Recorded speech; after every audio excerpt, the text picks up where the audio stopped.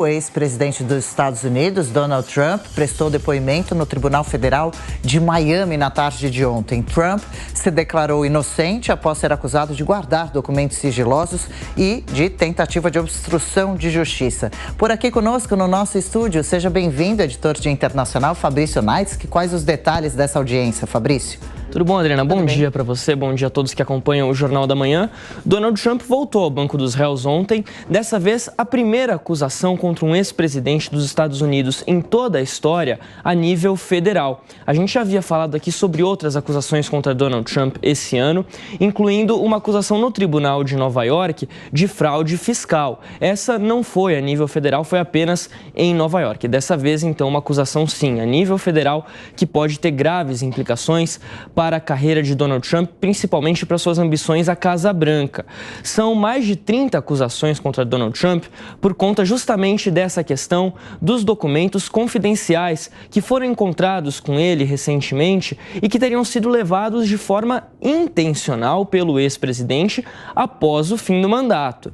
O que existe nesses documentos confidenciais? Informações sobre armas nucleares do país. Isso é arquivo sigiloso, não poderia ter ido para o arquivo pessoal do presidente, do agora ex-presidente dos Estados Unidos, após ele deixar a Casa Branca. Trump se declarou inocente. Não apenas ele se declarou inocente, mas depois de sair do tribunal, lá em Miami, Trump voltou a usar uma expressão que ele usa muito desde que assumiu a presidência.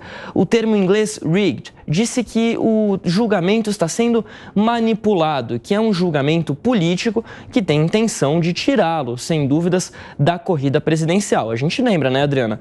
Donald Trump é pré-candidato do Partido Republicano à Casa Branca. Essas eleições que serão no ano que vem, que já tem alguns pré-candidatos pelo partido, mas que ele é o principal nome, sem dúvidas, da oposição da direita nos Estados Unidos. Como isso vai implicar ainda nas eleições, a gente ainda vai descobrir. Tem muito tempo até isso acontecer. O que a gente sabe é que Trump está bastante enrolado com a justiça. A expectativa é até de uma condenação de fato, mas não sabemos como que isso vai implicar ainda nas eleições. O tempo dirá e a gente vai acompanhar. Valeu, Fabrício Naitsky. Amanda Klein, essa acusação especificamente a última, será que tem o potencial de tirar Trump da disputa no ano que vem? Ele diz que o julgamento é manipulado e que sofre perseguição política, que se for eleito ano que vem vai querer investigar Joe Biden também. Adriana, acho que a gente nunca ouviu nenhum outro político na história, seja no Brasil ou nos Estados Unidos, responder algo diferente sobre acusações que pesam contra si, que seria algo a não ser perseguição política. Todos usam exatamente o mesmo expediente, não tem nada de original. Obviamente que as acusações são gravíssimas, inclusive correligionários de Trump, do Partido Republicano, uma ala mais moderada, assumem isso. Imagina você levar documentos ultra secretos com informações sobre armas nucleares dos Estados Unidos e esconder, inclusive, no banheiro da sua propriedade particular em Mar-a-Lago, na Flórida. De qualquer forma, deixa eu me ater rapidamente só ao aspecto político, porque me parece ser o preponderante. Veja, depois do primeiro indiciamento de Trump, 2 pesquisas saíram que mostram que ele se fortaleceu politicamente entre os republicanos para ganhar a indicação, que é a primeira parte do processo eleitoral americano, para concorrer à presidência dos Estados Unidos. Olha, segundo o site 538, hoje ele tem 54% das intenções de voto entre os republicanos. E uma pesquisa da Reuters com o Instituto Ipsos apontou que 81% dos republicanos dizem acreditar que o processo tem motivações políticas. Ou seja, ele se fortalece politicamente num primeiro momento, pelo menos no Partido Republicano. Agora, é preciso ver se numa eleição majoritária, que aí ele precisa convencer as pessoas de centro, ou que não pendem muito para nenhum dos dois partidos, a votarem nele também, se as acusações graves que pesam contra ele podem afastar as pessoas mais próximas ao centro político e não identificadas com nenhum dos dois partidos.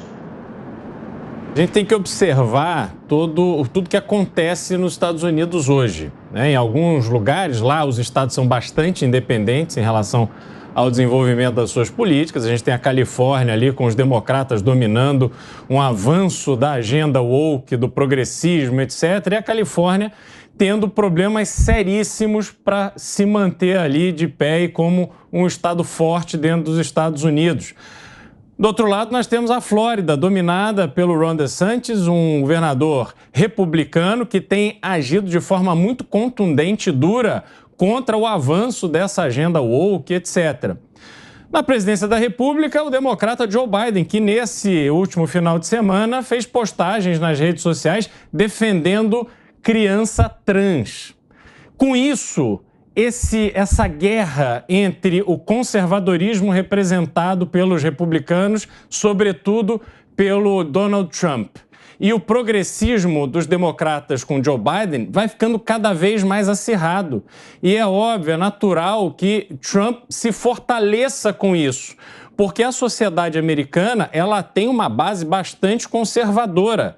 Vendo que Trump está sofrendo os processos que está sofrendo, e óbvio, sempre há exageros, sempre há ali uma cruzada de linha quando você tem um alvo aonde parece que toda a estrutura está operando ali para atingir aquele alvo.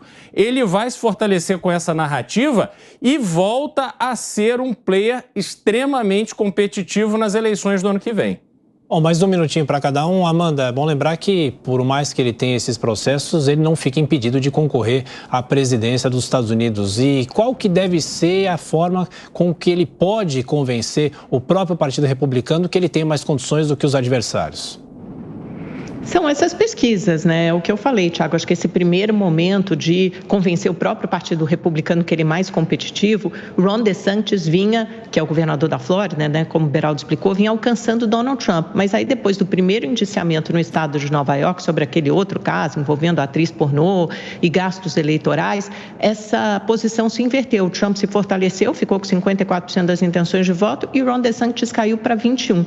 O Trump é tão forte dentro do Partido Republicano que é difícil até para os outros adversários internos reagirem a essas acusações. Por exemplo, o Ron DeSantis apoiou o Trump no sentido de dizer, apontar que isso é uma perseguição política, porque é o que o eleitorado republicano acredita. Agora, o questionamento é para além desse círculo mais fechado do Partido Republicano que os outros eleitores vão achar. Lembrando que o voto é opcional, você precisa convencer essas pessoas a votarem. E elas não votam só com base em questões conservadoras ou de costumes, elas vão votar também com base nas questões de economia.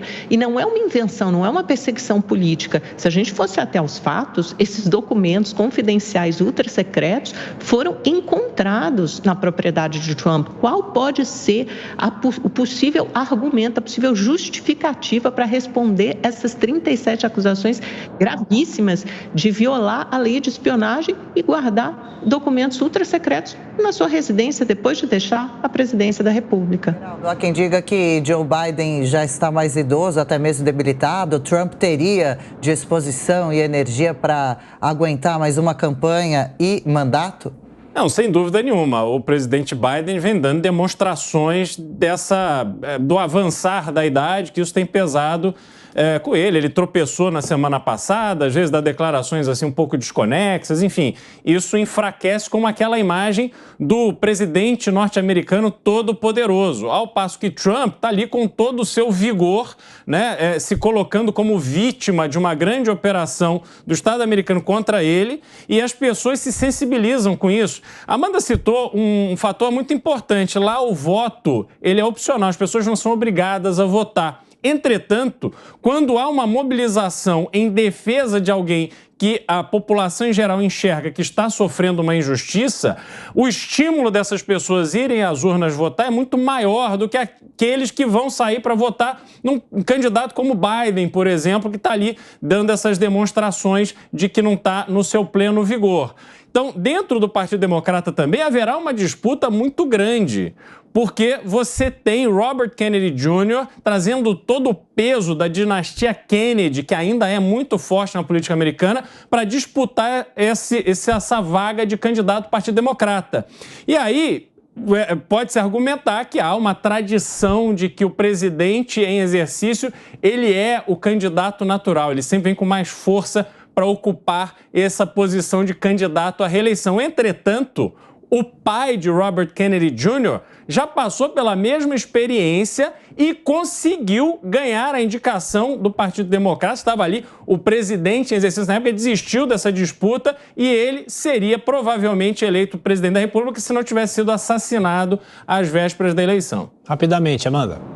Só uma última consideração, fala-se muito de todo o vigor do Trump, só para lembrar que ele é 3 anos mais jovem que o Biden. O Biden tem 80 e ele tem 77, a diferença não é tão grande. Se o Biden tropeça, os tropeços do Trump são muito piores, né? São tropeços criminais. Não, pois é, só que aí a gente está falando de duas coisas diferentes. Eu estou me referindo ao vigor físico, à questão mental, coisas que ele fala desde a campanha, coisas desconexas, começa a falar, se perde, estava ali outro dia numa cena falando pro nada, quer dizer, é uma figura que não inspira confiança do povo americano, que vê o seu país como uma grande potência, que de fato ainda é, e precisa de um grande líder porque está sofrendo ameaça de perder esse posto para a China. Então, isso tem um peso muito grande para o norte-americano, para o americano médio. E isso será levado em conta nas eleições. E Trump, sem dúvida nenhuma, nesse aspecto, está numa posição bastante mais favorável que o Biden. Bom, a gente volta a falar sobre a política aqui no Brasil.